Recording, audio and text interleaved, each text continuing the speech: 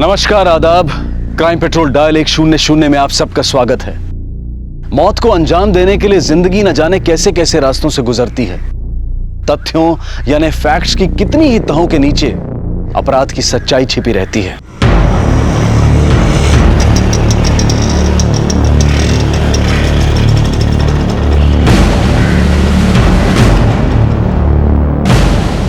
Sir, पलक को गायब हुए 48 घंटे हो गए। सर, मेरी बेटी का अभी तक कुछ पता नहीं चला। सर सक्सेना जी, हम पूरी कोशिश कर रहे हैं। आप प्लीज पेशेंस रखिए। बेहतर होगा अगर पलक के बारे में आप लोग कुछ और जानकारी दे पाएं, जैसे कब निकली थी वो घर से। Excuse me. हाँ, बोलो। गाड़ी मिल गई? नंबर वही है? ठीक है, फॉरेंसिक को इन्फॉर्म करो, हम वहां पहुंच रहे हैं।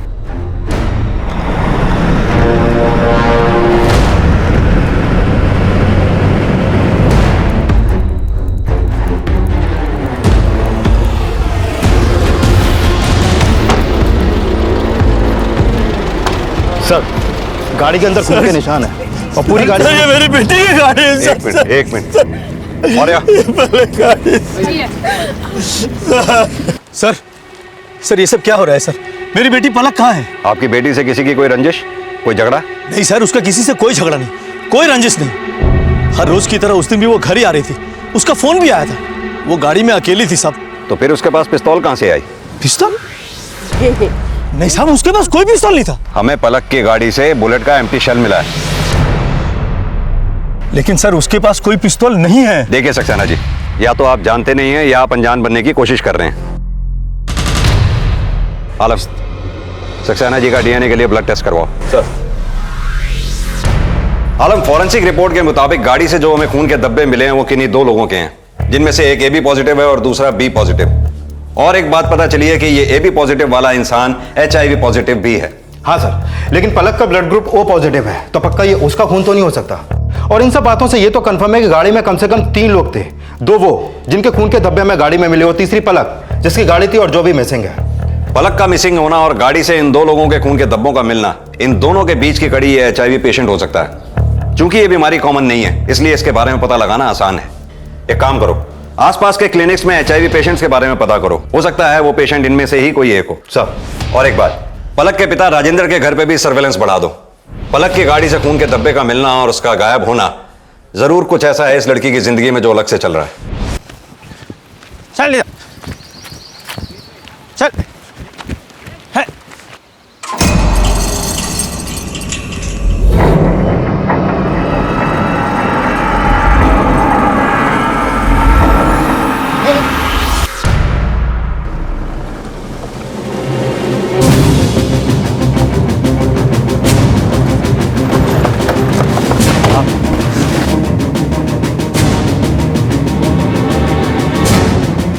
लाश को जलाकर सबूत मिटाने की कोशिश की गई। मौर्य, फॉरेंसिक को इन्फॉर्म करो। Okay sir. और आप लोग आसपास देखो, कुछ मिलता है क्या? ये पलक सक्सेना की गाड़ी भी तो इसी हाईवे पे मिली थी ना? हाँ सर, यहाँ से कोई 15 किलोमीटर आ गया, बाराबंकी उन्नाव हाईवे पे। पलक की गाड़ी से खून के धब्बों का मिलना और आसपास किसी बॉडी का ना पाया जाना, यहाँ इस अवशेष का मिलना, इसे जलाकर सबूत मिटाने की कोशिश करना, दोनों केसेस में कोई कनेक्शन हो सकता है। एक काम करो, गाड़ी से जो हमें खून के 2 सैंपल्स मिले थे, उनका डीएनए और पलक के फादर का डीएनए से इस अवशेष का डीएनए मैच करके देखो कुछ मिलता है क्या? सर, बाराबंकी उन्नाव हाईवे पर पलक सक्सेना की गाड़ी में खून के निशान और 15 किलोमीटर ही आगे इंसानी जिस्म का एक खौफनाक अवशेष एक या अनेक अपराधों की तरफ इशारा कर रहा था। पुलिस के सामने बड़ी ही पेचीदा सिचुएशन थी। जिसकी गाड़ी थी वो लापता था, जिनके खून बहे थे उनका न जाने क्या हश्र हुआ था। लेकिन इतना तय था कि ये कोई सामान्य अपराध नहीं, बल्कि किसी की शातिर सोच का नतीजा था। हमारे हाईवेज हमारी मंजिल को आसान बनाते हैं, लेकिन बाराबंकी उन्नाव हाईवे पुलिस के लिए परेशानी का सबब बनने वाला था। सर, खेत में जो हमें जली हुई हड्डी मिली थी उसका डीएनए रिपोर्ट। क्या लिखा है इसमें? सर, गाड़ी में जो 2 ब्लड सैंपल हमें मिले थे, उनमें से एक के डीएनए से इस हड्डी का डीएनए मैच करता है। डीएनए ही नहीं, बीमारी भी मिलती है। यानी कि जिसकी हड्डी मिली है वो HIV पेशेंट था, और गाड़ी से जो हमें 2 ब्लड सैंपल्स मिले थे उसमें से ये AB पॉजिटिव वाला भी HIV पेशेंट था।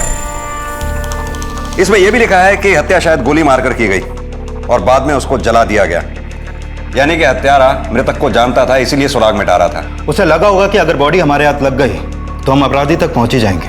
आलम, फॉरेंसिक की नजर से एक हड्डी का मिलना एक बॉडी के मिलने से कम नहीं है। अब यह हमारे ऊपर है कि हम उस जानकारी का करते क्या है। खैर, वो जो भी हो, अब हमारे हाथों से बचेगा नहीं। सर, आपका इशारा पलक की तरफ तो नहीं? अभी तक मिसिंग है वो? नहीं आलम, इस केस में सिर्फ पलक ही नहीं, कुछ और लोग भी शामिल हैं। सर ये अपना खबरी है बाराबंकी नया बाजार से, कुछ खबर लाया है। बोलो। सर उधर प्रॉपर्टी डीलर है नया बाजार में, 4 दिनों से गायब है। तो इसमें खबर क्या है? किसी काम से गया होगा? नहीं साहब, उसके अपने बंदे ऑफिस के लोग उसे ढूंढ रहे हैं। पुलिस कंप्लेंट नहीं की उन्होंने? नहीं सर, इसलिए तो शक हुआ, तभी तो आप लोगों को बताने आया। क्या नाम है उसका? मनोहर गुप्ता, वैसे उसे मोंटी बुलाते हैं साहब। उम्र 26-27 साल। उधर नया बाजार में उसका घर है, उधर फैमिली के साथ रहता है। सर, डीएनए रिपोर्ट के मुताबिक इस बी पॉजिटिव और ए बी पॉजिटिव वाले दोनों लोग की उम्र भी 20 से 27 साल के बीच की है। नहीं मेरा बच्चा, चुप हो जा, चुप हो जा। हमको नहीं पीना चाय, इसको संभालो। अरे चाय तो पी लो, अनशन करने से कुछ नहीं होगा, वो आ ही जाएगा। हर दूसरे दिन तो गायब हो जाता है मोंटी। लेकिन 4 दिन हो गए उसको यहाँ से गए हुए, ना कोई फोन, ना कोई खोज, ना खबर। हमेशा तो जाता था, कभी कानपुर, कभी लखनऊ, पर खबर तो करते थे, लेकिन इस बार तो उनका। अरे हम तो अभी भी कह रहे हैं कि पुलिस को खबर कीजिए। हाँ, बुला लो पुलिस को और दिखा दो घर, जवाब देते रहेंगे उनके सवालों के। पिछले शहर में बदनामियां कम हुई थी। अरे हम तो कहते हैं गया तो गया, कम से कम प्रिंट छूटेगा नालायक से। क्या अनाप शनाप बोले जा रहे हैं आप? कुछ समझ में आ रहा है कि क्या बोल रहे हैं? यहाँ मेरी जान पे बनी और आप कुछ भी बोले जा रहे हैं। मोंटी मोंटी गुप्ता यहीं रहता है? जी, वो मेरा बेटा है। कहाँ है वो? कानपुर गया। कब गया? यही कुछ दिन पहले। जब आपका बेटा घर से निकला उसके साथ में कोई था? नहीं, जब गया तो अकेले ही था। आप उनकी वाइफ हैं? जी सर। तो आपको तो पता होगा वो कहाँ गए। नहीं सर, इस बार वो कुछ कह के नहीं गया। गुप्ता जी, आपके बेटे के ऑफिस वाले 4 दिनों से उसे ढूंढ रहे हैं, आप भी ढूंढ रहे हैं 4 दिन से उसे, लेकिन आपने कंप्लेंट नहीं की। सर, 4 दिन से मेरा बच्चा गायब है। कब से इनको कह रहे हैं कि पुलिस पे कंप्लेंट कीजिए, पुलिस पे कंप्लेंट कीजिए, लेकिन मेरी तो कोई सुनता ही नहीं है। क्यों नहीं किया आपने कंप्लेंट? वो अक्सर जाता रहता है, कभी कभी हफ्ते भर के लिए। कोई नई बात नहीं है, बस इस बार वो कोई खबर नहीं की उसने, और उसका फोन भी स्विच ऑफ है। सर आप गुप्ता जी, बाराबंकी उन्नाव हाईवे पर कुछ वारदातें हुई जिसमें हत्याएं भी हुई हैं, लेकिन बॉडी हमें नहीं मिली है, बॉडी पार्ट्स मिले हैं। अब आप हमें सही सही बताइए कि आपका बेटा है कहां? पिस्तौल रखता है बेटा आपका? पिस्तौल? जी मालूम नहीं, कभी देखा नहीं। यही है आपका बेटा? कसरती है? हाँ सर, वो बचपन से उसको शौक था अपना शरीर बनाने का। देखो भैया, ये वाली है। ये मुंह साफ है ना? हाँ, कितना 2 गोनी कर दूं? 2 कर दो, और तू और कर दो। अरे पापा, इतनी कंजूसी मत करा करो, साथ में कुछ नहीं जाएगा। तेरे पेट में तो जाता है मुफ्त का, भट्टा बैठा है किसी ने चुका। अरे छोटे, खाने देना, घी गिरा तो खिचड़ी में ना। खा बेटा खा। भैया, अरे तू दाल बता। कसरत करने का और अच्छा खाने पीने का बहुत शौक है इसे। ये मोंटी आपका इकलौता बेटा है? जी नहीं, मेरी एक बेटी भी है, पूनम। गुप्ता जी, हमें आपका ब्लड टेस्ट करवाना होगा। Blood test? हमारा? जी, आपके ब्लड टेस्ट से हमें डीएनए मैचिंग करवानी होगी उसके साथ जिसकी बॉडी के पार्ट्स मिले हैं हमें। एक बात बताइए, आपके बेटे को किसी तरह का कोई रोग था? मेरा मतलब गुप्त रोग। बाराबंकी उन्नाव हाईवे पर मिली गाड़ी में खून के निशान अब एक इंसान से जुड़ गए थे। सुरागों के कोहरे में भटकती पुलिस के सामने अपराध की एक छवि सी बन गई थी। गुप्ता परिवार से उनका नौजवान लड़का मोंटी गायब था, तो क्या वो भी उस रात उस कार में था? इसका जवाब महज अब एक ब्लड टेस्ट के नतीजे पर टिका था।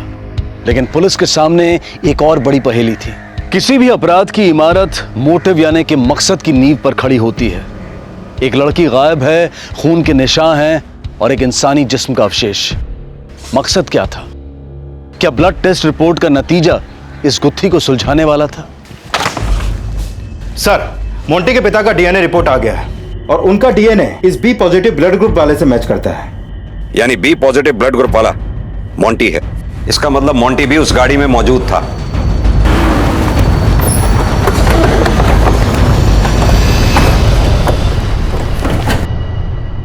गुप्ता जी, जो हमें अवशेष मिले थे वो आपके बेटे मोंटी के नहीं है।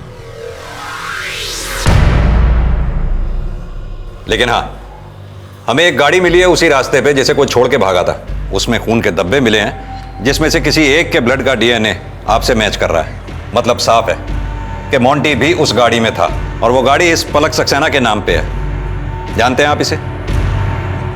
रिंकी जी, आप जानती हैं इसे? कभी आपसे जिक्र किया हो मोंटी ने? नहीं, कभी जिक्र तो नहीं किया। तो फिर आपका बेटा मोंटी इसकी गाड़ी में कर क्या रहा था? और वो अकेला ही नहीं, उसके अलावा एक और आदमी भी था उस गाड़ी में।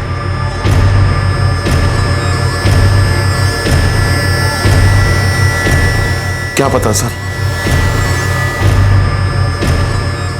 सर, इस गाड़ी वाली लड़की का अब तक कुछ पता नहीं चला और अब तो ऐसा लगता है कि सुभाष गुप्ता का बेटा भी गायब है। आखिर चल क्या रहा है इसके बेटे की लाइफ में? नहीं सर, मेरी पलक किसी मोंटी को नहीं जानती थी। वैसे वो हर बात इन्हें जरूर बता देती थी। कुछ भी नहीं छुपाते थे हमसे वो। बच्चे आजकल क्या छुपाते हैं, क्या बताते हैं, किसी को क्या मालूम। सर, आप लोग हिम्मत मत हारिए, हम पलक को ढूंढने की पूरी कोशिश कर रहे हैं। जैसे ही कुछ पता चलेगा हम आपको इन्फॉर्म करेंगे। सर, ये पलक और मोंटी के कॉल रिकॉर्ड्स। इस कॉल रिकॉर्ड के मुताबिक जिस दिन वारदात हुई, इन दोनों की फोन लोकेशन एक ही एरिया में थी। हो सकता है कि ये दोनों भी उस दिन उसी गाड़ी में मौजूद हों। पर सर, कॉल रिकॉर्ड के मुताबिक पिछले 3 महीनों से इन दोनों के बीच में कोई भी बातचीत नहीं हुई है। यानी कि वो तीसरा ब्लड सैंपल AB पॉजिटिव जो हमें गाड़ी में मिला था, हो सकता है वही इन दोनों के बीच की कड़ी हो। पर सर, अभी तो ये मोंटी और पलक दोनों गायब हैं। आलम, ये भी तो हो सकता है कि गाड़ी में मोंटी की उस तीसरे आदमी के साथ लड़ाई हुई हो। मोंटी ने उसको गोली मारी और बाद में उसे खेत में जलाकर मोंटी वहां से निकल गया हो। पर सर, गाड़ी में पलक भी तो थी, तो हो सकता है कि उसको भी मोंटी ने मार दिया हो। लेकिन यह भी तो हो सकता है कि मोंटी ने पलक को ना मारा हो। पलक मोंटी और उस तीसरे आदमी के झगड़े के दौरान मौका पाकर वहां से निकल गई हो और अब डर के मारे कहीं छुपी बैठी हो। पहले आप लोगों ने बोला मर गए हैं वो, और अब आप बोल रहे हैं हत्या की है उन्होंने किसी की। क्या बोल रहे हैं आप लोग? देखिए, शांत हो जाइए। केस की छानबीन चल रही है और पुलिस का काम है अनुमान लगाना। पर सर, छानबीन कब तक चलेगी और भैया का पता कब चलेगा? जब तक आप लोग खुल के सारी बातें हमें नहीं बता देते। गुप्ता जी, क्या छिपा रहे हैं आप हमसे? कुछ भी तो नहीं छुपा रहे हैं सर, सब कुछ तो बता दिया आपको। आपसे हम दोबारा पूछ रहे हैं, आपका बेटा मोंटी पिस्टल रखता था? क्योंकि हमें जो गाड़ी मिली थी उसमें फायरिंग हुई थी और उसी में आपके बेटे मोंटी के खून के धब्बे भी हमें मिले हैं। मैं पहले ही आपको बता चुका हूं कि हम नहीं जानते कि वो पिस्तौल रखता था या नहीं। देखिए सर, मैं हाथ जोड़ता हूं आपके, हम पहले से ही बहुत परेशान हैं, अब हमें और परेशान मत कीजिए। आलम, मुझे लगता है ये गुप्ता परिवार जरूर हमसे कुछ छुपा रहा है। हाँ सर, मुझे भी ये लग रहा है। पहले तो सुभाष गुप्ता ने अपने बेटे के गायब होने के 4 दिन तक कोई रिपोर्ट नहीं लिखवाई और अब इतना कंसर्न दिखा रहा है। मेरे ख्याल से जब तक हम मोंटी और पलक के बीच की कड़ी, यानी वो तीसरे ब्लड सैंपल वाला आदमी जिसे एड्स था, उसे नहीं ढूंढ लेते, तब तक इस केस में किसी नतीजे तक पहुंचना मुश्किल होगा। ये मोंटी और पलक के कॉल रिकॉर्ड चेक करो, देखो कोई कॉमन नंबर मिलता है क्या। Sir,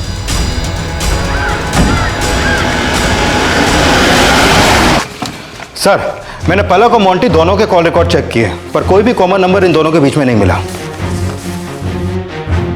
Monty last time office के लिए निकला था, उसके ऑफिस और आसपास के एरिया में पूछताछ करो, शायद कुछ पता चले। सर,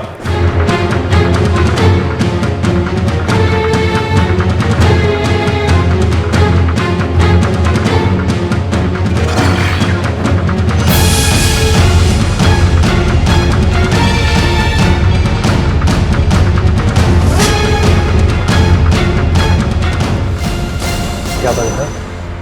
यहीं पे काम करता है तू? जी सर। तो मोंटी कहाँ है? कोई खबर, कोई फोन उसका? पता नहीं सर, 8 दिन हो गए सर, पता नहीं कहाँ है सर। ये ऑफिस की चाबी तेरे पास ही रहती है? हाँ सर, ऑफिस की चाबी मेरे पास ही रहती है सर। अच्छा, ये मोंटी पिस्टल कहाँ रखता है? क्या सर? पिस्टल कहाँ रखता है मोंटी? हमें नहीं पता सर। दूसरे घर वालों की तरह तू भी ड्रामा कर रहा है? अंदर डालूंगा फिर मुंह खोलेगा। चल। था उनके पास सर एक पिस्टल। सर वो हमारे धंधे में तो सर जरूरत पड़ती रहती है ना सर, और सर वैसे भी उनका पिस्टल वो बिना लाइसेंस के था सर। क्या है उसके पास? माउजर, सिक्सर, रिवॉल्वर क्या है? सर 9mm था। 9mm? और क्या पता बोल। बस सर। और बोल! सच सच बोल, जो भी जानता है। सर भैया जी जब लखनऊ से आए थे तो पिस्टल साथ लेके आए थे। लखनऊ से? हाँ सर, वो कुछ 6 महीने पहले आए थे और सब बताने को भी मना किया। लखनऊ से यहाँ क्यों आए थे? पता नहीं साहब, बसा बसाया सालों पुराना कारोबार था सर वहाँ। पता नहीं वो छोड़ के यहाँ क्यों आ गए। ठीक है, हमसे पूछे बगैर ये शहर छोड़कर जाइयो मत कहीं। और हाँ, अगर तेरे भैया जी का फोन तुझे आए तो हमें इन्फॉर्म जरूर करियो। जी सर। ये गुप्ता फैमिली जितना हमें बता रही है उससे कहीं ज्यादा ये हमसे छुपा रही है। इतनी बड़ी बात पचा गई है। एक काम करो, लखनऊ जाकर जरा ये गुप्ता फैमिली का हिसाब किताब पता करो। सर।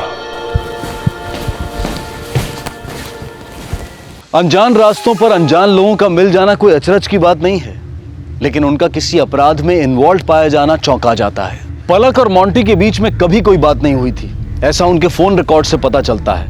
लेकिन फिर भी अपराध की उस रात दोनों साथ थे। पुलिस ने पलक का बैकग्राउंड चेक कर लिया था, लेकिन उन्हें वहां कोई संदिग्ध बात नजर नहीं आई थी। इसलिए पुलिस अब मोंटी की जिंदगी को खंगालने में जुट गई थी। उन्हें पूरा यकीन था कि इस अपराध के पीछे का सिलसिला और मकसद वहीं कहीं है।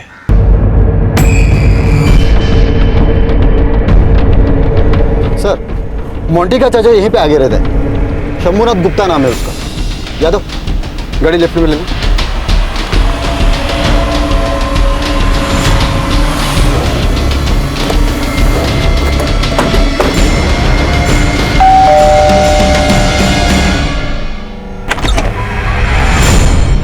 जी, सुभाष गुप्ता के बड़े भाई है ना? जी। पहले आप दोनों भाई साथ में रहते थे ना यहाँ पर? जी जी। फिर अचानक चले क्यों गए वो यहाँ से? देखिए सच सच बताइएगा, वरना थाने ले जाकर पूछताछ करनी पड़ेगी आपसे। हम भला झूठ क्यों बोलेंगे? वो छोटे की बहुत बदनामी हो रही थी बहू के कारण। सुभाष! सुभाष! हाँ भाई। छोटे देख, ये क्या आया मोबाइल में? बहू की कैसी तस्वीर आई है? अरे क्या गुप्ता जी, दुकान छोड़ के क्या नया धंधा शुरू कर दिया? बहू को भी लगा दिया लाइन पे?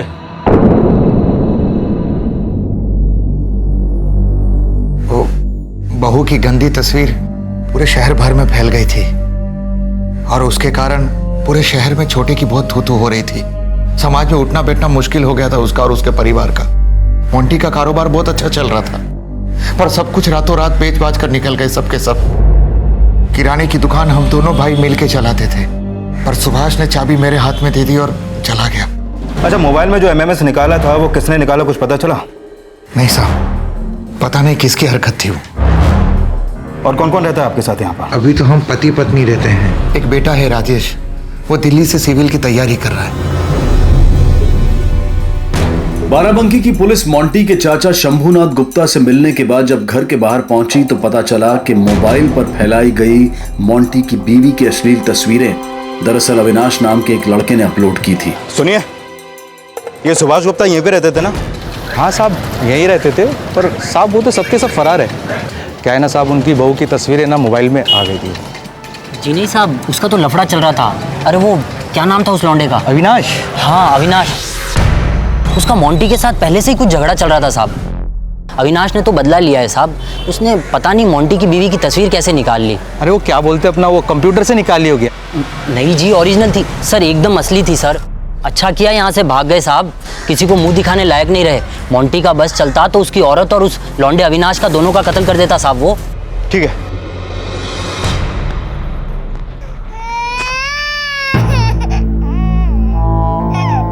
मुझे तुमसे कुछ बात करनी है। हाँ अम्मा, पूछिए ना। सच सच बताना, मोंटी कहाँ है? हमें नहीं पता अम्मा। तुम्हारा उसके साथ कोई झगड़ा हुआ था? नहीं अम्मा, कोई झगड़ा नहीं हुआ। हम जानते हैं लखनऊ की उस घटना के बाद आप लोगों ने हमें घर से तो नहीं निकाला। पर अपनाया भी तो नहीं। और अब आप हम पर शक कर रही हैं कि हमने झगड़ा किया उनसे।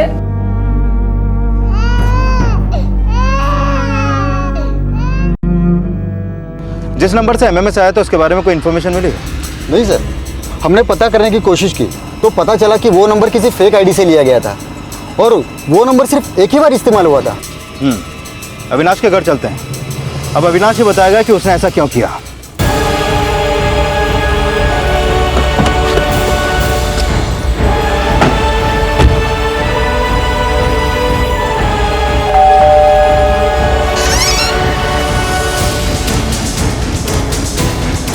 जी, ये अविनाश कहाँ है? क्या बात क्या है साहब? जो भी पूछ रहा हूँ उसका जवाब यहीं पे देंगे या थाने चल के बोलेंगे? ये आप ऐसे क्यों बोल रहे साहब?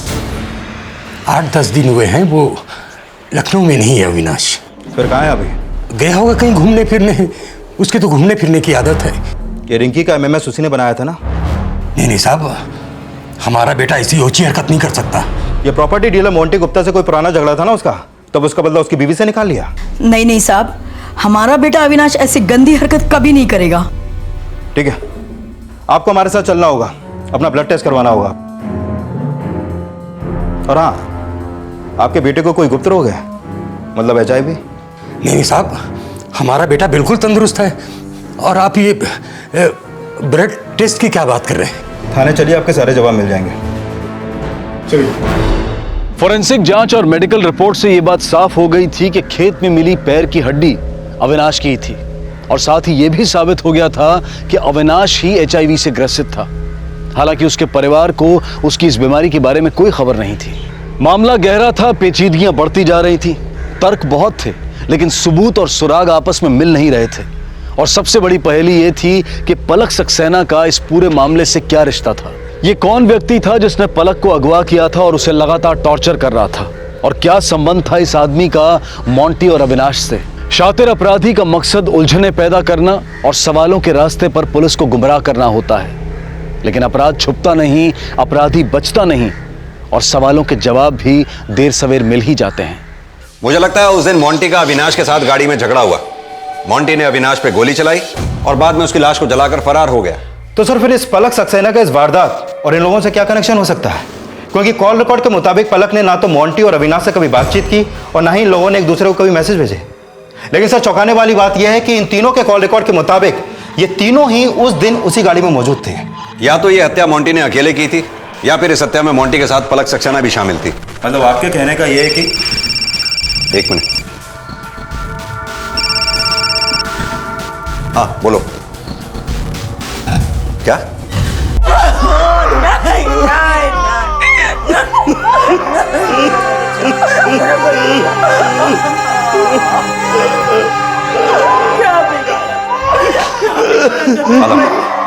DNA मैच होने के बाद एक बात तो कंफर्म है कि वो लाश मोंटी की ही है। अब बची पलक। या तो यह हत्या पलक ने की है या फिर किसी से करवाई है। आखिर ये पलक है कहां? ये सब हमारी गलती का ही नतीजा। हमें आपको सब कुछ पहले ही बता देना चाहिए था। क्या बता देना चाहिए था? लखनऊ में एक कांड हुआ था जिसकी वजह से हम लोग लखनऊ से यहाँ बाराबंकी आ गए थे। और वो कांड अविनाश और मोंटी के किसी पुराने झगड़े की वजह से हुआ था। वो झगड़ा किस वजह से हुआ था ये तो हमें नहीं मालूम, लेकिन बाद में ये पता चला था कि अविनाश ने वो MMS बनाया था।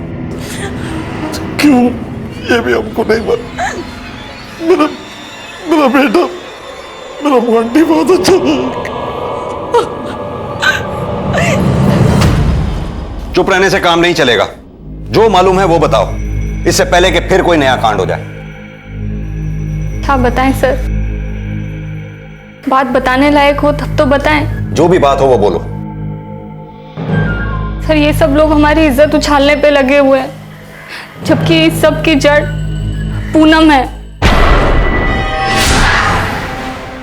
मोंटी की बहन? जी सर, उसकी वजह से ही मोंटी और अविनाश एक दूसरे से नफरत करते थे। मतलब? सर एक रोज मोंटी ने पूनम और अविनाश को, उन्होंने घर पर आकर हमें सब कुछ बताया, लेकिन फैमिली की बदनामी ना हो इसलिए उन्होंने ये बात कभी भी किसी से भी नहीं बताई। पर अविनाश, उसके सर पे तो खून सवार था। बदला लेने की धमकी दी थी उसने। और सर, उस दिन जब क्या हुआ? मुझे लगा वहां कोई है। यहाँ तो कोई भी नहीं है। हुआ क्या था? अरे वो आवाज आई थी। कैसी आवाज? वो होती है ना, जैसे। अरे यार कुछ भी नहीं है, चलो तुम जाओ। उस दिन तो समझ नहीं आया वो आवाज कैसी थी, पर उसके कुछ समय बाद जब हमने हमारा एमएमएस देखा तो हम समझ गए ये काम अविनाश का ही है। तुमने कहा मोंटी और अविनाश के बीच झगड़ा हुआ था लखनऊ के पार्क में। उस झगड़े के बाद पूनम और अविनाश क्या फिर भी मिलते रहे? सर, उसके बाद क्या हुआ हमें नहीं पता।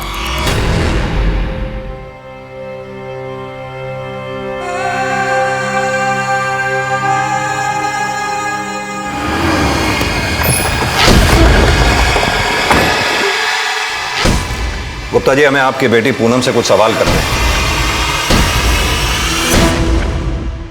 अविनाश से क्या संबंध था तुम्हारा?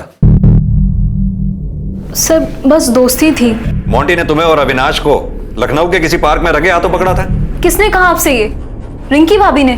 क्यों, ये बात सच नहीं है? सर, सच सरासर झूठ है। अविनाश और हम सिर्फ फ्रेंड्स थे, बस दोस्त। वो मेरे कॉलेज में पढ़ता था। हाँ, कभी कभी वो हमारे घर आता था।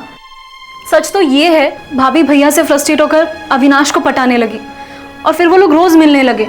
ये जो तुम कह रही हो, अगर ये बात सच है तो इसका कोई सबूत है तुम्हारे पास? सर, मेरे पास इस बात का कोई सबूत नहीं है, पर यही सच है क्योंकि मुझे भैया ने खुद बताया था और उन्होंने मुझे मना किया था मैं किसी से ये बात ना कहूं, मम्मी पापा से भी नहीं। नहीं सर, इस बारे में हमको नहीं पता। तभी तो मेरा बेटा मर गया। क्या क्या सह रहा था वो घुट घुट के रह रहा था, घुट घुट के रह रहा था वो, घुट घुट के रह रहा था। एक बात बताइए, क्या आप लोगों ने अविनाश को इधर बाराबंकी में देखा था? कभी नहीं देखा उसको। सर, आपको क्या लगता है ये लोग जो बोल रहे हैं वो सब सच है? हो सकता है ये सब लोग एक दूसरे पर बेबुनियाद आरोप लगा रहे हैं। पर क्यों करेंगे वो ऐसा? हो सकता है इनकी बातों में भी कुछ सच्चाई हो, लेकिन इस वक्त मैं कुछ और सोच रहा हूं आलम। क्या सर? अविनाश और मोंटी दोनों मर चुके हैं। अगर अविनाश को मोंटी ने मारा तो फिर मोंटी को किसने मारा? और उससे भी बड़ा सवाल ये कि वो लड़की पलक इन दोनों के बीच में कर क्या रही है?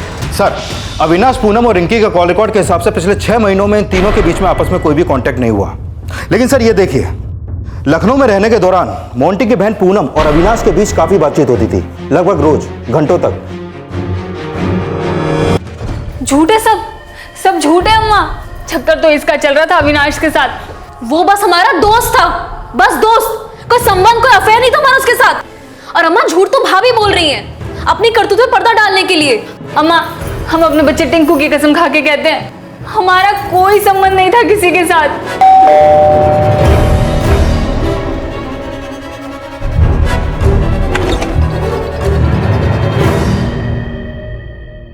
झूठ बोल रही हो तुम। अपनी भाभी पे लगाया हुआ तुम्हारा इल्जाम बिल्कुल झूठा है। सर, हम झूठ नहीं बोल रहे हैं। आवाज नीचे। हमारे पास और भी बहुत से तरीके हैं सच को उलवाने के। और सच तो यह है कि मोंटी को तुम्हारे और अविनाश के संबंधों को लेकर आपत्ति थी, इसलिए तुमने अविनाश के साथ मिलकर मोंटी के कत्ल का प्लान बनाया, जो कि फेल हो गया। और बाद में मोंटी को उसको भी मारकर जला दिया। हालांकि यह काम तुम्हारे अकेले के बस का नहीं था, इसलिए तुम्हारे साथ तीसरा भी जरूर कोई था। कौन था वो तीसरा? और ये पलक कहां है? हम किसी पलक को नहीं जानते और हमारा अविनाश का कोई संबंध नहीं था। भाभी का था, सिर्फ भाभी का। हमने कुछ नहीं किया सर। सर, एक बात समझ में नहीं आ रही, मोंटी और अविनाश दोनों दुश्मन थे, तो फिर ये दोनों एक साथ उस गाड़ी में कैसे पहुंच गए और क्यों? हो सकता है किसी ने मीटिंग तय की हो। पर सर, मोंटी के कॉल रिकॉर्ड में ऐसा कुछ सामने नहीं आया। लेकिन यह भी तो हो सकता है पर्सनली आमने सामने बात की गई हो। पर सर, जिस दिन वारदात हुई अविनाश उसी दिन बाराबंकी पहुंचा था, तो हो सकता है कि उस तीसरे आदमी को अविनाश ने अपने फोन से ही कांटेक्ट किया हो। एक काम करो आलम, इस अविनाश के फोन कॉल रिकॉर्ड्स दोबारा से चेक करो। पता करो वारदात से 2-3 रोज पहले इसने किस किस से बात की थी। Sir, Devpur highway check post से एक आदमी आया है, उसके पास कुछ खबर है। बुलाओ उसे। सर अभी कुछ देर पहले मैं उन्नाव बाराबंकी हाईवे से जा रहा था।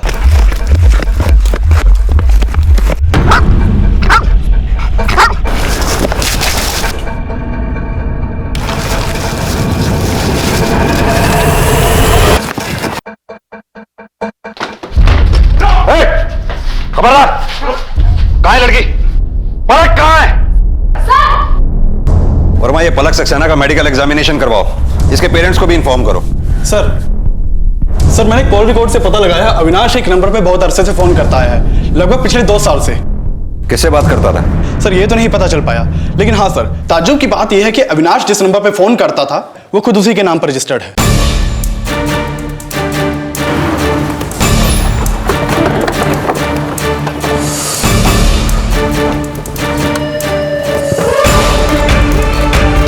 सर ये देखिए, वही नंबर है।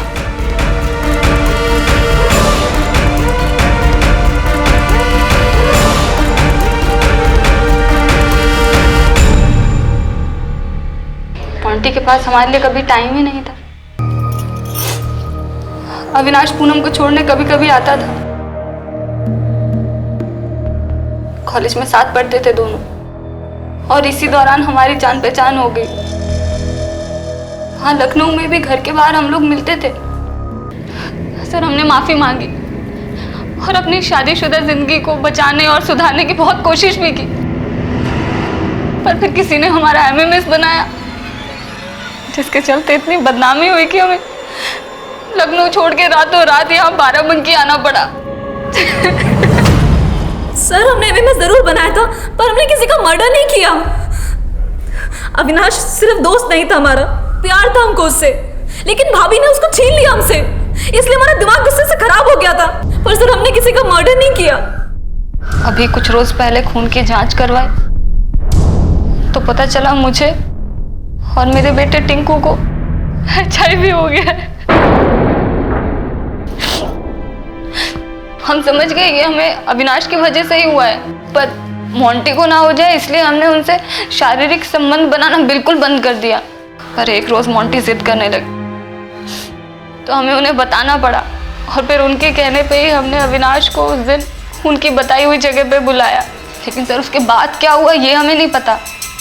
मोंटी के हम चचेरे भाई लगते हैं, शंभुनाथ गुप्ता के बेटे, 35 साल के हो गए हैं। अभी तक कोई गर्लफ्रेंड नहीं बनी, किसी से रिलेशन नहीं बना, यहाँ तक कि शादी भी नहीं हुई, तो रख लिया ऐसे। किसी की हत्या कर दी ऐसे ही, लड़की के साथ बलात्कार किया ऐसे ही, तड़पा तड़पा के रखा उस लड़की को ऐसे ही। तो इंसान नहीं दरिंदा है। तुझे जरा सा भी अंदाजा है क्या हालत की है तूने उस लड़की की? सड़ सारी उम्र ऐसे ही।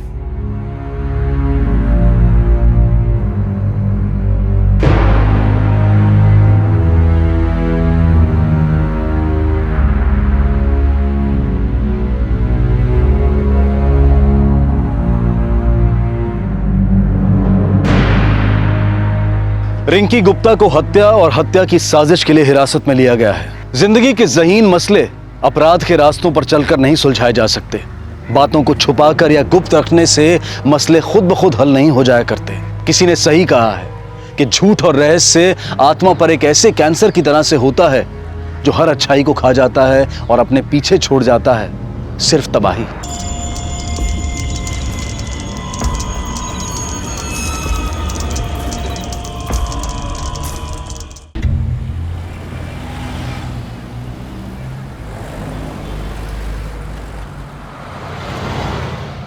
सर पूजा का कुछ पता चला? पूरा 1 दिन हो गया उसका कुछ पता नहीं चला। उसका फोन भी स्विच ऑफ आ रहा है।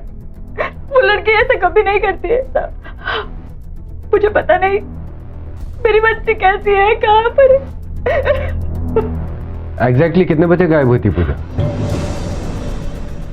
सर करीब 6 बजे घर से निकली थी। आपके रिश्तेदार या उसके दोस्तों से पूछा? हाँ सर, सब जगह इंक्वायरी किया, पर पूजा का कहीं से कुछ भी इंफॉर्मेशन नहीं आया। उसके बाद ही हम आपके पास आए थे कंप्लेंट लिखवाने।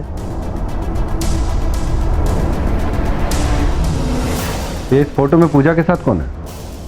सर ये रेनू है, पूजा के बचपन की दोस्त है। सर घर से रेनू के पास उसके घर जाने का कह कर गई थी। तब रेनू यही बगल के मोहल्ले में रहती है और ये दोनों अक्सर साथ में टाइम स्पेंड करते हैं। कल रात को भी पूजा रेनू को ही मिलने गई थी, उसके बाद से गायब है sir. The number you are trying to call is currently switched off. Sir कल रात को 8:30 बजे तक पूजा को कोई कॉल नहीं आया। माँ को परेशानी होने लगी तो मैंने पूजा को कॉल किया। फोन लगा क्या? ये भी बंद आ रहा है, रेनू को ट्राई करता हूँ। बोलना क्या हो रहा है? ये भी बंद आ रहा है। रेनू के घर वाले है ना, पूजा के गायब होने में उन्हीं लोगों का हाथ है। सर अब एक बार उनके घर जाइए ना तो पूजा आपको वहीं मिलेगी। पूजा को मोबाइल स्विच ऑफ आ रहा था और वो रेनू के घर गई थी। सिर्फ इस बात को लेकर आपको रेनू के घर वालों पर शक हो गया? जी नहीं सर, बात यह है कि मैं कल पूजा को ढूंढते हुए रेनू के घर गया था, लेकिन वहां पे अंकल वहां पूजा नहीं है घर पे, चल यहाँ से चल। अंकल एक बार रेनू से पूछिए तो सही, उसे पता होगा। ओए तेरा दिमाग खराब है? तेरे को एक बार में बात समझ नहीं आती? रेनू की तबीयत खराब है, वो किसी से नहीं मिल सकती, चल यहाँ से। देखिए अंकल घर पे माँ बहुत परेशान है, पूजा अभी तक नहीं आई है, वो रेनू से ही मिलने आई थी। एक बार आप पूछते तो ऐसे नहीं मानेगा, डंडे खाकर जाएगा। चल यहाँ से, निकल। अंकल चल।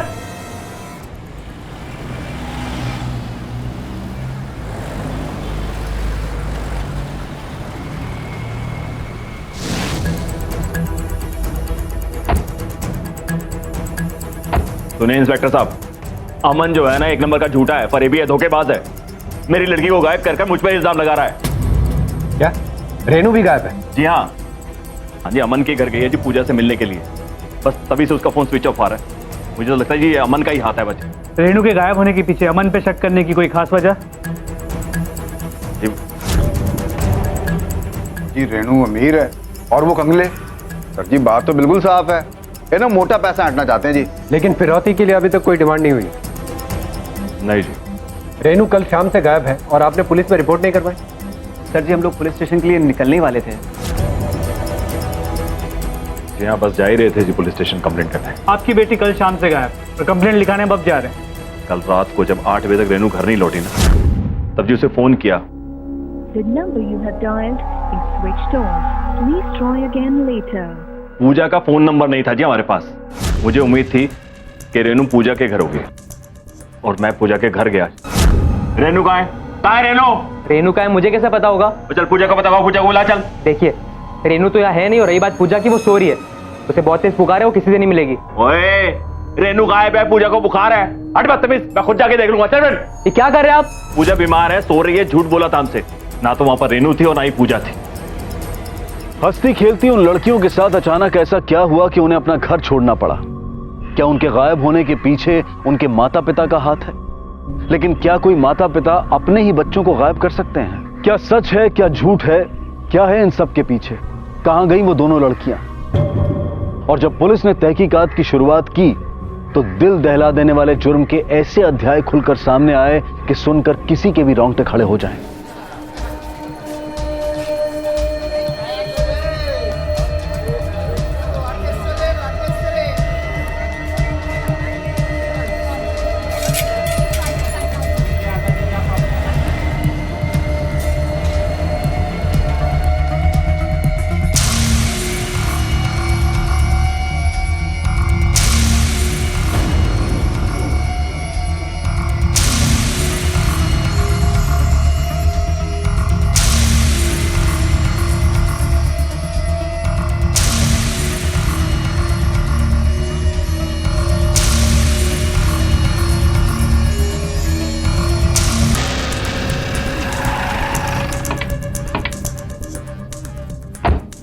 रेनू और पूजा एक दूसरे के घर जाने के लिए अपने अपने घर से निकले थे, लेकिन उसके बाद दोनों गायब हैं। आश्चर्य की बात यह है कि दोनों परिवार वाले एक दूसरे को ब्लेम कर रहे हैं। थोड़ा झूठ तो दोनों बोल रहे हैं, इनमें से कोई एक पूरा झूठ बोल रहा है। लेकिन एक बात समझ में नहीं आती कि इन दोनों लड़कियों को एक साथ अपना टारगेट कौन बनाएगा और क्यों? दोनों लड़कियां एक दूसरे की बहुत अच्छी दोस्त थी, तो हो सकता है कि दोनों का दुश्मन भी एक हो। दोनों लड़कियां एक ही कॉलेज में पढ़ती थी, पॉसिबिलिटी है कि वो दुश्मन भी उसी कॉलेज में पढ़ता हो। जी सर, इसीलिए मैंने कॉलेज में जाके चेक किया, दोस्तों से भी पूछताछ की, लेकिन किसी से ना कोई दुश्मनी ना कोई झगड़ा। कॉलेज में कोई झगड़ा नहीं है, मतलब केस वापस घर की तरफ जाता है। सर, ये पूजा और रेनू के call and triangulation records.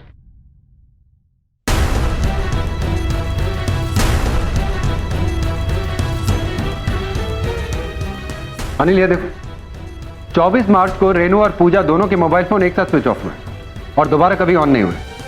Location भी सेम है, नजफगढ़। सर सब कुछ पूरी तरह प्लान किया गया है। बिल्कुल। तुम रेनू और पूजा की फोटोग्राफ हर जगह सर्कुलेट कराओ, दूसरे पुलिस स्टेशन को भी इन्फॉर्म करो और नजफगढ़ जाकर पता लगाओ कि किसी ने उन्हें वहां देखा तो नहीं है। सर,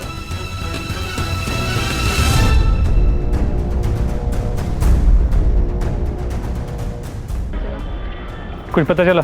नहीं सर, आसपास सभी से पूछ लिया। दोनों लड़कियों का फोन इसी एरिया में स्विच ऑफ हुआ था, लेकिन किसी ने भी उन्हें यहाँ नहीं देखा। ऐसा कैसे हो सकता है? हो सकता है किसी ने पहले इन दोनों लड़कियों पे हमला किया हो और फिर इनका फोन स्विच ऑफ कर दिया। दोनों लड़कियां घर छोड़ के भागी भी हो सकती है। लड़कियां नाबालिग हैं। Be careful and act fast. अगर दोनों लड़कियां घर छोड़कर भागी हैं तो इसके पीछे की वजह हमें जल्दी पता करनी होगी। सर,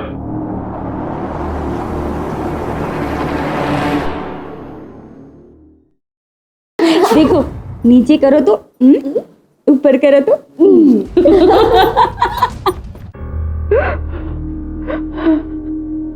अमन, अमन, पुलिस वालों ने कुछ बताया? हाँ, पूजा मिल गई ना? माँ, वो लोग ढूंढ रहा, पानी पियो। नहीं, मुझे पता। माँ पहले पानी पियो, पूजा माँ पहले पानी पियो। मुझे पता, 2 दिन हो गए हमें, मेरी बच्ची का कोई पता नहीं है। पता नहीं कहाँ होगी वो, कैसी होगी। मेरी गलती है, मैंने इसका ख्याल नहीं रखा। अमन, अमन चल रेनू के यहाँ चलते। उन लोगों के पास होगी वो, हम लोग जाएंगे, उनको पूछेंगे कहीं उन्होंने कुछ किया।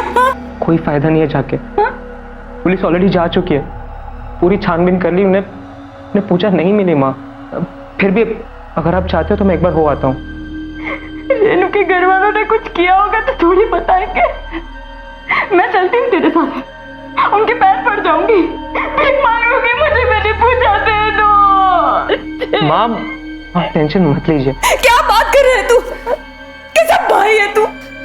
तुझे चिंता नहीं होती? तेरी इकलौती बहन है। देख, तुझे अगर शांति से बैठना है ना तो तू शांति से बैठ। मैं चैन से नहीं बैठूंगी जब तक मुझे मेरी पूजा नहीं मिलती। अरे चल कुछ करना।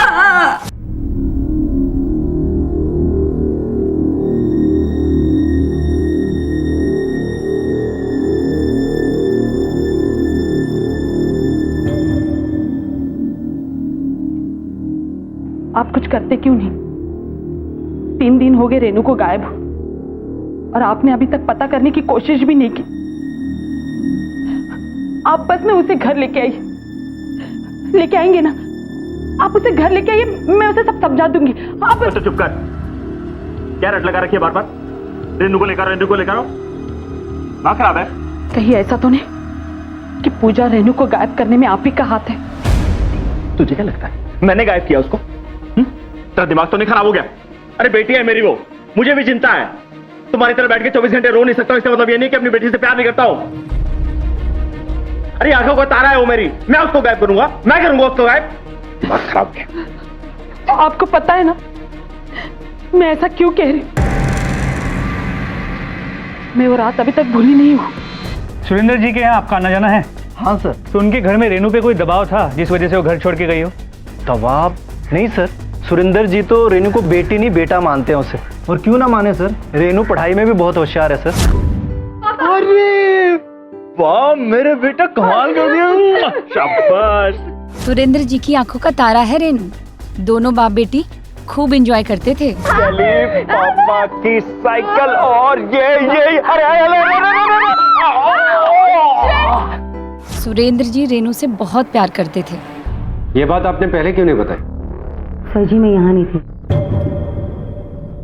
अपने मैके गई हुई थी, बस सिर्फ इसीलिए। और हाँ, आप रेनू को बचा लीजिए। सुरेंद्र भाई साहब तो अपनी बेटी से जरा भी प्यार नहीं करते हैं, झूठे हैं 1 नंबर के। उन्हें बेटा चाहिए था और बेटी हो गई। बस सिर्फ लोगों को दिखाने के लिए उसके साथ बेटों जैसा बर्ताव करते थे। उसे वो बेटा बनाना चाहते थे। वो चाहते थे कि सारे लड़कों से भी ज्यादा आगे निकले, चाहे वो पढ़ाई हो या फिर कोई खेलकूद। अरे दोस्तों से बात करने के लिए तक सुरेंद्र भाई साहब की ही मर्जी होती थी। आपको लगता है रेनू भाग गई होगी? सर जी अगर वो भाग गई होगी ना तो ही अच्छा है, यहाँ तो उसका दम घुटता था जी। लेकिन हमारी पूछताछ में तो लोगों का कहना था कि सुरेंद्र जी अपनी बेटी से बहुत प्यार करते हैं, पर आपका कहना है कि सर जी वो तो बाहर के लोग हैं, जो देखेंगे वही कहेंगे। बस सिर्फ थोड़ी सी देर फोन पर बात करने के लिए उसे बहुत बड़ी सजा मिली। और पिछले हफ्ते ही उसका 12वीं का रिजल्ट आया था, 98.9% आए थे उसे। मुझे तो लगा कि सुरेंद्र भाई साहब कुछ इनाम विनाम देंगे, उसे प्यार करेंगे, पर नहीं जी, ऐसा तो कुछ भी नहीं हुआ।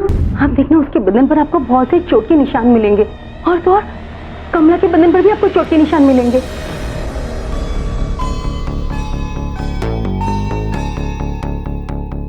ये निशान मार के हैं? नहीं जी, ये चोट के निशान है, मार के नहीं। झूठ बोल रहे हैं आप, साफ पता चल रहा है कि ये मार के निशान। सच सच बताइए, आपके पति आप पर हाथ उठाते हैं? नहीं जी, इन्होंने आज तक मुझ पर कभी हाथ नहीं उठाया। और ये निशान तो किचन में खाना बनाते वक्त जलने के हैं। हमसे कुछ मत छिपाइए अगर आप चाहती हैं कि हम रेनू को जल्द से जल्द ढूंढ निकालें। देखिए, मैंने जो कहा वही सच है। आप प्लीज मेरी रेनू को वापस लेके आइए। रेनू की माँ की चुप्पी और उसके बॉडी पे चोट के निशान, दोनों अलग अलग कहानियां बयान करते। बबीता को छोड़ के बाकी सबका कहना है कि सुरेंद्र अपनी बेटी से बहुत प्यार करता था। सुरेंद्र भाई साहब तो अपनी बेटी से जरा भी प्यार नहीं करते हैं, उन्हें बेटा चाहिए था। उसके नेबर्स भी यही कह रहे हैं। लेकिन एक बात तो क्लियर है अनिल, उस पूरे घर में कोई भी आदमी औरतों की इज्जत नहीं करता। सिर्फ केस बड़ा उलझा हुआ है। रेनू का अपने पिता के डर से घर छोड़ के जाना समझ में आता है, लेकिन इस सब में पूजा का रोल समझ में नहीं आता। सिर्फ अपनी दोस्ती निभाने के लिए वो रेनू के साथ अपना घर छोड़ के चली गई। लेकिन पीएसआई चौधरी,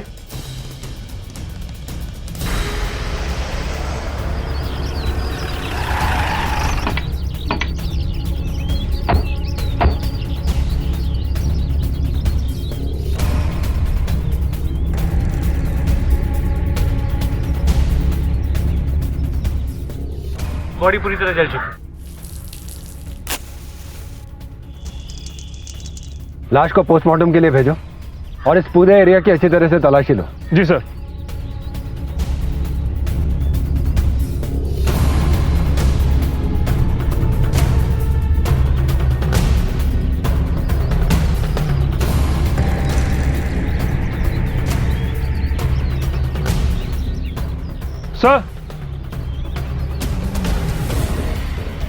सर ये बैग मिला सर। पुलिस को जली हुई लाश और जले हुए कपड़ों के पास रेनू का आईडी कार्ड मिला, जिसने पुलिस को इस नतीजे पर पहुंचाया कि लाश रेनू की ही है। इसलिए उन्होंने बॉडी की शिनाख्त के लिए रेनू के पेरेंट्स को बुलाया। पर अब सवाल ये था कि पूजा कहां है।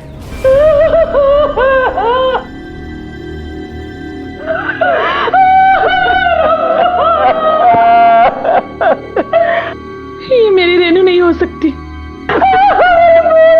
बच्ची को क्या हो गया? पोस्टमार्टम रिपोर्ट के बाद ही हम किसी कंक्लूजन पर पहुंच पाएंगे। अगर वो लाश रेनू की है तो उसके कातिल को हम जरूर ढूंढ लेंगे। प्लीज आप कातिल को जल्दी ढूंढिए, जल्दी ढूंढिए।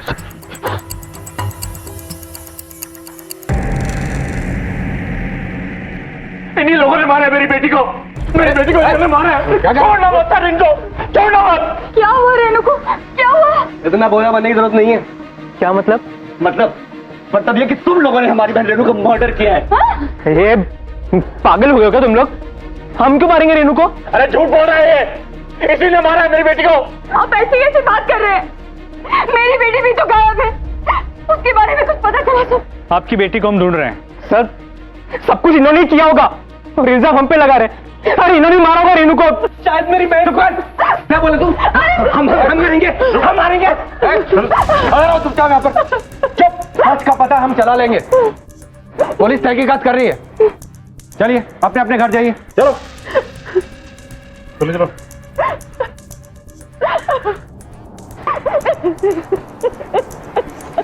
सर ये पोस्टमार्टम रिपोर्ट। सर इसके मुताबिक लाश किसी लड़की की, उम्र 15 से 18 साल।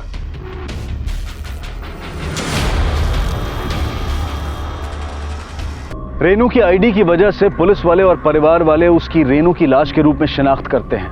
लेकिन दिलचस्प बात यह है कि रेनू जिंदा है, तो फिर यह लाश किसकी है? या फिर कोई उस लाश से रेनू को मरा हुआ साबित करना चाहता है? क्या उसे घर वालों से खतरा है? और अगर है तो वो इसके लिए पुलिस की मदद क्यों नहीं लेती? दोनों फैमिली के लोग एक दूसरे पे इल्जाम लगा रहे हैं। ये चल क्या रहा है? जल्दी पता चल जाएगा कातिल आखिर कब तक छिपा रहेगा। एक बात समझ में नहीं आ रही, लाश विक्टिम की आइडेंटिटी छुपाने के लिए जलाई जाती है, लेकिन यहाँ रेनू का पर्स लाश के पास ही में मिला।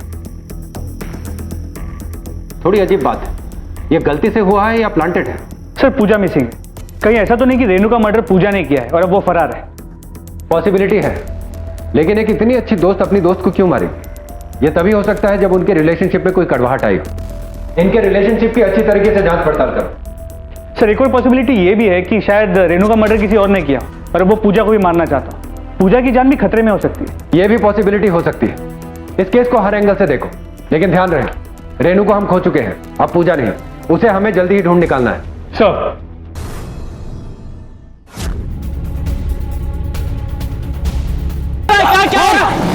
कौन है?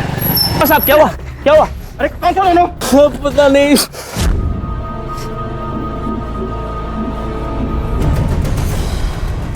साहब मुझे पूरा यकीन है कि वो रेनू के भाई थे।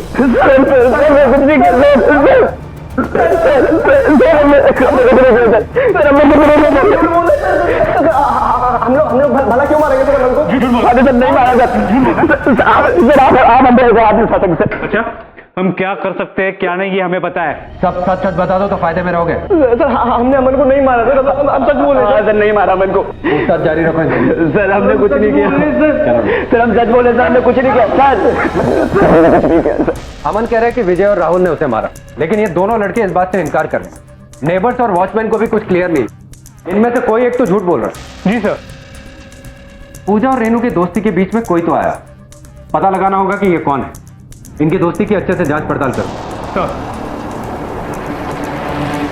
नहीं, रेनू और पूजा के बीच कोई गलतफहमी हो ही नहीं सकती।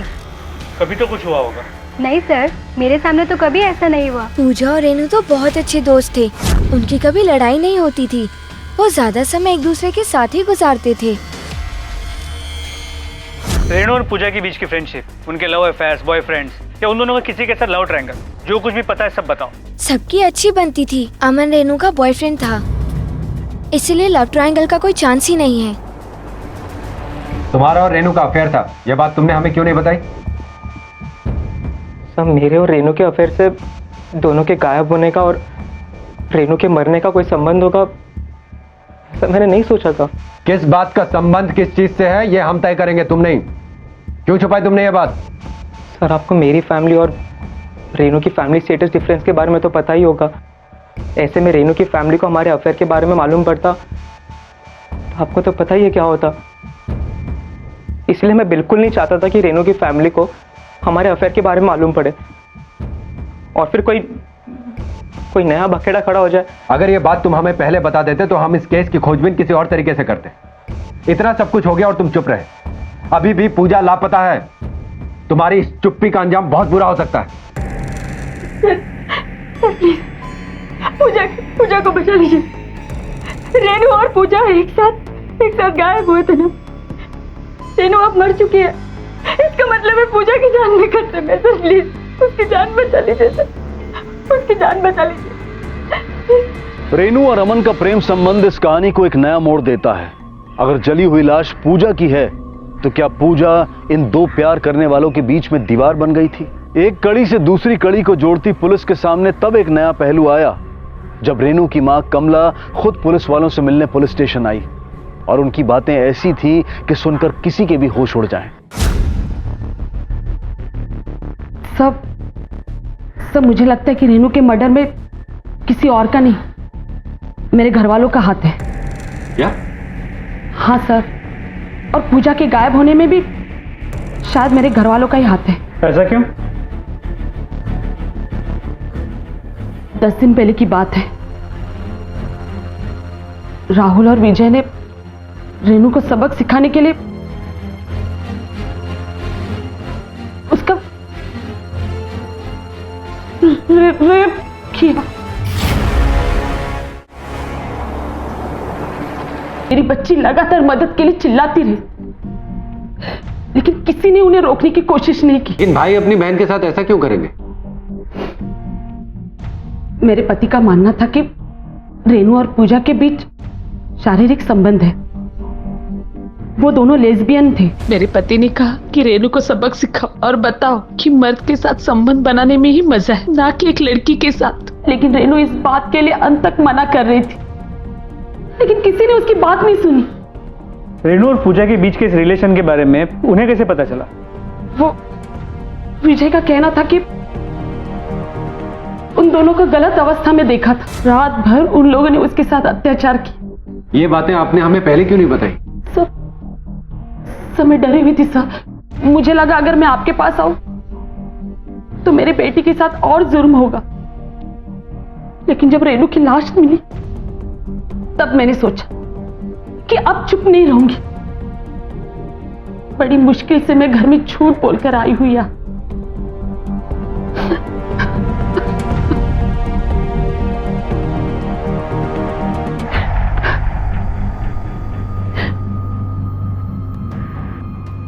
सर, सुरेंद्र को उठा लें?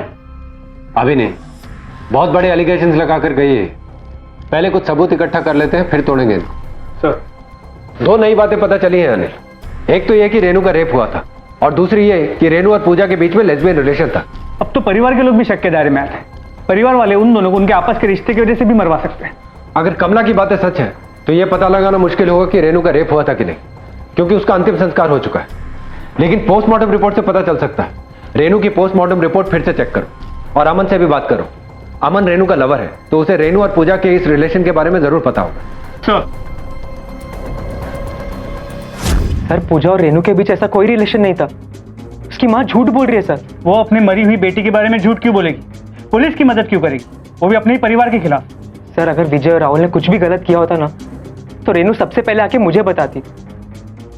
मुझे समझ ही नहीं आ रहा है कि एक माँ अपनी बेटी पे इतना घटिया इल्जाम लगा भी कैसे सकती है। पहले तो मुझे लगता था कि खाली रेनू के पापा ही गलत है, और अब उसकी माँ भी।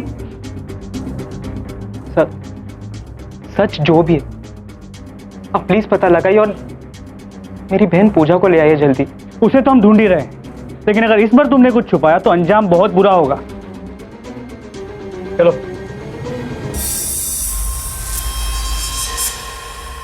सर, पोस्टमार्टम रिपोर्ट के मुताबिक रेनू के साथ कोई सेक्सुअल हैरेसमेंट नहीं हुआ है। इसका मतलब कमला झूठ बोल रही थी। राहुल और विजय ने रेनू को सबक सिखाने के लिए उसका रेप किया। लेकिन क्यों? वो अपनी बेटी और अपने परिवार के बारे में इस तरह की बात क्यों करेगी? कुछ ना कुछ तो मिसिंग है अनिल। मुझे तो लगता है कि अमन भी कुछ छिपा रहा है। वो रेनू का बॉयफ्रेंड है, और गर्लफ्रेंड और बॉयफ्रेंड हर बात शेयर करते हैं। अमन से फिर से बात करनी पड़ेगी। क्या रेनू और तुम्हारे फिजिकल रिलेशन थे? देखो, जो भी है सच सच बता दो। हाँ थे, पर एक्चुअली हम दोनों एक दूसरे से बहुत प्यार करते थे, इसलिए फिजिकल रिलेशन बहुत कॉमन हो गया था। ठीक है, चलो। अमन कह रहा है कि उसके और रेनू के बीच में फिजिकल रिलेशन है, लेकिन पोस्टमार्टम रिपोर्ट से तो ये पता नहीं चला। सर, ये भी तो हो सकता है कि बॉडी रेनू की हो ही ना। अमन के बयान से पुलिस भी असमंजस में पड़ जाती है। अब सबके सामने एक ही सवाल है कि ये जली हुई लाश किसकी है? कौन है वो जो पुलिस को गुमराह करके उनकी आंखों में धूल झोंक रहा है? कौन है वो जो रेनू को प्रताड़ित कर रहा था? रेनू का परिवार दरिंदगी की सारी हदें पार कर चुका था। कहीं सबके पीछे उसके परिवार का ही हाथ तो नहीं था। पुलिस जितना इस गुत्थी को सुलझाने की कोशिश कर रही थी, उतना ही वो उसमें उलझती जा रही थी। क्या रेनू जिंदा है? 3 दिन पहले जिस लड़की का दाह संस्कार किया वो कौन थी? अगर रेनू जिंदा है तो रेनू है कहां पर? देखिए, वो जली हुई बॉडी रेनू की नहीं थी। लेकिन वो जो आईडी कार्ड और बैग मिला उसके पास, लाश के पास, वो क्या? हमें गुमराह करने की कोशिश की गई। वो जो भी है नहीं चाहता कि हम रेनू को ढूंढें, इसलिए उसने वो बैग, वो आईडी कार्ड वहां पर छोड़ दिया ताकि हमें लगे कि वो मर गई है और उसे ढूंढना छोड़ दे। ये भी हो सकता है कि रेनू ने किसी को मार के अपना बैग और आई कार्ड वहां पे छोड़ दिया, ताकि दुनिया की नजर में वो खुद को मरा हुआ साबित कर सके। देखिए साहब, मेरी बेटी ऐसा नहीं कर सकती है। तो भागी क्यों है?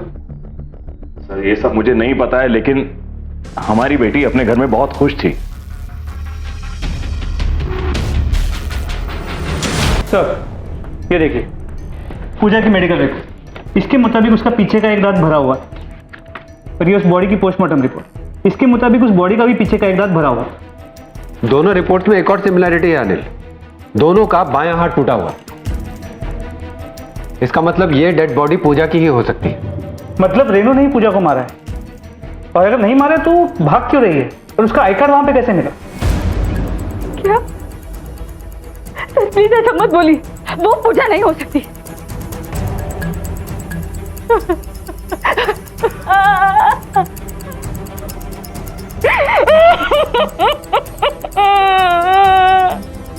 उसने कभी किसी का बुरा नहीं चाहा। हम जल्दी पता लगा लेंगे कि वो कौन है जो ये सब कर रहा है। रेनू भी हो सकती है, क्योंकि वो अब तक फरार है। सब उसको मत छोड़ना, उसको मत छोड़ना, उसको मत छोड़ना। एक 16 साल की लड़की जिसने अभी अभी बोर्ड का एग्जाम दिया हो, अपनी बेस्ट फ्रेंड को इतनी बुरी तरह से प्लान करके मार के फरार हो सकती है? इसके पीछे जरूर कोई ठोस वजह होनी चाहिए। सर रेनू का रेप हुआ था, कहीं ये सब कुछ उस रेप से जुड़ा तो नहीं है? राहुल और विजय ने रेनू को सबक सिखाने के लिए उसका रेप किया। यह भी हो सकता है कि उसके परिवार वाले दोबारा उसके साथ ऐसी घिनौनी हरकत ना करें, यह सोच के वो घर से भाग गई हो। अनिल, मुझे लगता है कि कमला की बातें सच थी। बुलाओ सबको। बताओ क्यों रेप किया अपनी बहन का? और तुम वहां खड़े खड़े सब कुछ देखते रहे। अरे किस मिट्टी के बने हो तुम? सर ये आप क्या कह रहे हैं सर? हम क्यों करेंगे सर? ऐसा अपनी बहनों को रेप कैसे कर सकते हैं? ये सब झूठ है सर, ऐसे घिनौना काम हम कैसे कर सकते हैं? बहुत बकवास हो गई तुम लोगों की, अब सब कुछ सच सच बता दो, वरना इतना कूटेंगे ना कुछ बोलने लायक नहीं बचोगे। देखिए आप गलत समझ रहे हैं, ऐसा कुछ नहीं है, हमने कुछ नहीं किया इस तरह से। नहीं समझोगे तुम लोग। सर हम सच बोले सर। करो खातिरदारी इनकी। सर नहीं, क्यों करें? अरे सर नहीं, सर हमने कुछ नहीं किया। सर बहुत तोड़ा उन्हें, लेकिन कोई भी रेप वाली बात से मना कर रहे हैं। ठीक है, जाने दो उनको, लेकिन नजर रखना। सर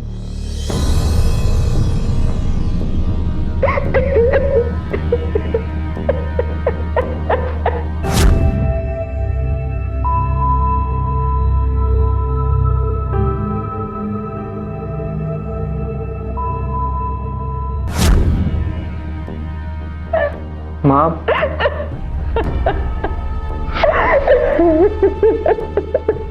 आप संभालो अपने आप को। रेनू और पूजा के फिजिकल रिलेशन के बारे में अगर अमन को पता चले तो वो कुछ भी कर सकता था, क्योंकि वो रेनू से बहुत प्यार करता था। कहीं इसीलिए तो उसने दोनों को नुकसान नहीं पहुंचाया। बुलाओ उसको। आप लोग मुझ पे क्यों शक कर रहे हैं? मैंने रेनू को नहीं मारा, और ना ही रेनू और पूजा के बीच में ऐसा कोई भी रिलेशन था। झूठ बोल रहा है तू। सर मैंने पहले भी कहा है, रेनू सिर्फ मुझसे प्यार करती थी, उसके और पूजा के बीच में ऐसा कभी भी कोई भी रिलेशन नहीं हो सकता। तुमने पहले भी मुझे घुमाया, अभी भी घुमा रहा? हाँ ठीक है सर, मैं आपको यकीन दिलाता हूँ, मेरे पास ऐसा कुछ है जिससे प्रूव हो जाएगा कि मैं सच बोल रहा हूँ।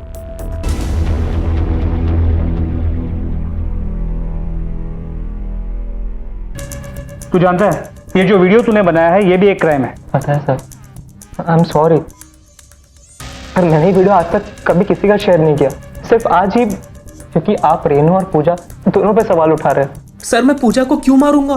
मेरी छोटी बहन है वो सर। सर प्लीज आप उसके कातिल को ढूंढ लीजिए, और रेनू को भी।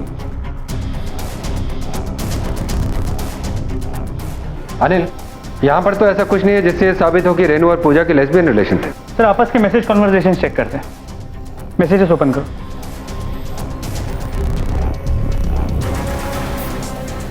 इसमें भी कोई लेस्बियन एंगल नहीं दिख रहा। एकदम नॉर्मल कन्वर्सेशन है। सर ये देखिए, यहाँ तो रेनू ने पूजा को बोला है कि उसका और अमन का अफेयर चल रहा है, तो शादी भी करना चाहते हैं। सिर्फ प्रॉब्लम है तो स्टेटस की और एज डिफरेंस। सर यहाँ तो पूजा को पता था कि रेनू और अमन का अफेयर चल रहा है। तो राहुल और विजय ने रेनू और पूजा को लेस्बियन क्यों कहा और रेनू का रेप क्यों किया?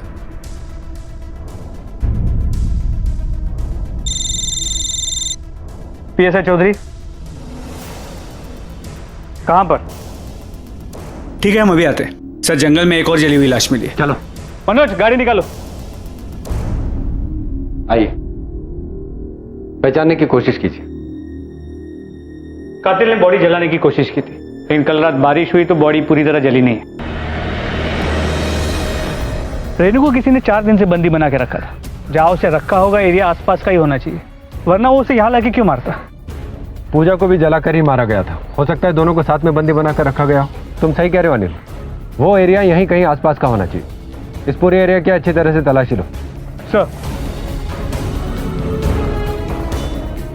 इंस्पेक्टर साहब आप जाइए और पता लगाइए कि रेनू को किसने मारा है। हमें हमारा काम मत समझाओ, हमें सब पता चल गया है कि तुम्हारे सामने इन दोनों ने रेनू का रेप किया था। नहीं सर, ये सब तो बकवास है। हम भला ऐसा रेनू तुम बाप नहीं जल्लाद हो जल्लाद। चुप। ने कभी भी अपनी बेटी से प्यार नहीं की, कसाई की तरह मारते थे। अब तो वो बेचारे मर गए, अब तो सुधरो। इंस्पेक्टर साहब, इन सब लोगों ने मेरे बेटे को बहुत दुख दिया, किसी को छोड़िएगा मत। जो केस दो दोस्तों के गायब होने से शुरू हुआ था, उसने अचानक एक भयानक मोड़ ले लिया जब एक के बाद एक दोनों लड़कियों की जली हुई लाशें मिली। आखिर कौन था इन हत्याओं के पीछे? जंगल के आसपास के सभी एरियाज को चेक किया, कहीं भी कुछ सस्पिशियस नहीं मिला है, लेकिन सिर्फ एक फैक्ट्री है जो कई सालों से बंद पड़ी है। हम अभी भी वहां पहुंचे हैं, मेन गेट क्लोज है इसका। मैं आपको लोकेशन भेजता हूँ। जी सर। सर वहां पे फैक्ट्री का दरवाजा खुला हुआ है, पीछे। Yes sir.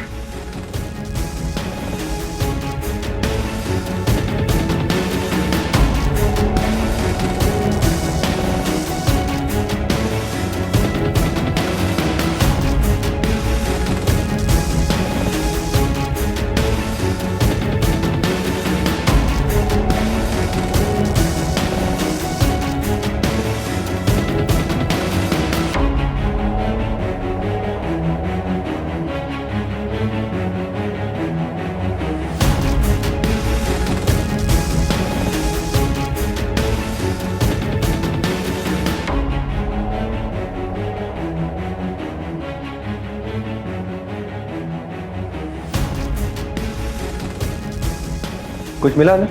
सर ये खून के धब्बे, ये स्टोव, सब्जी, लड़की के कपड़े। अनिल, हो सकता है कि किडनैपर ने रेनू को किडनैप करके यहीं रखा, और ये सब सामान देखकर लग रहा है कि शायद वो भी उसके साथ यहीं रहता हो।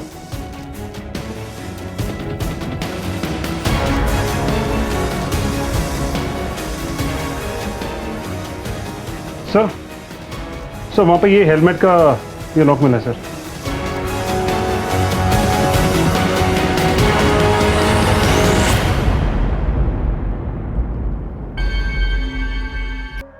तो विजय उसे लेने आया था।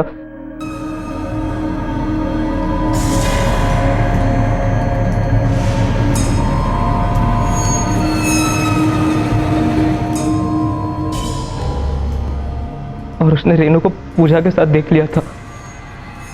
पूजा के साथ देखकर उसने कुछ भी गलत मतलब निकाल लिया।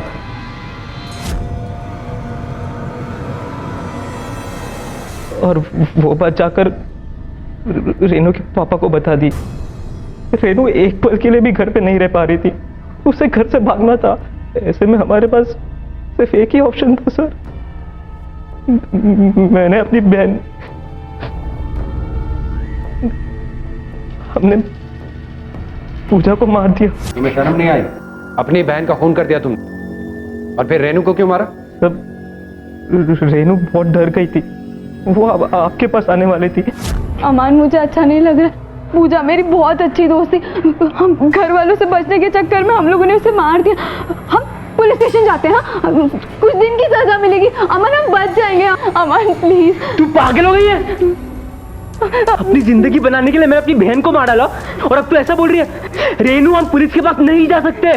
पर वो मेरी नहीं जा सकते हम लोग वहां पे, समझी? तो मैं बहुत घबरा गया था। मैंने रेनू को बहुत समझाया, बहुत मारा, पर वो नहीं मानी। तुमने अपने प्यार के लिए अपनी बहन को मार डाला, और फिर रेनू का रेप किया और उसे भी मार डाला। तुम्हें इसकी सजा जरूर मिलेगी। अपने इसी समाज के कुछ घरों में कहीं रेनू के परिवार जैसा दरिंदा पिता है, तो किसी घर में अमन जैसा नादान उम्र वाला भाई है, जो अपनों के साथ भी दरिंदगी की सारी हदें पार कर सकता है। क्या रिश्तों के मायने बदल गए हैं, या फिर हम बदल गए हैं? क्यों किया तुमने? क्यों किया? अपनी बहन को मारा, अपनी बहन को मारा तूने। क्यों किया? छोड़े, शर्म नहीं आई तुझे? चले।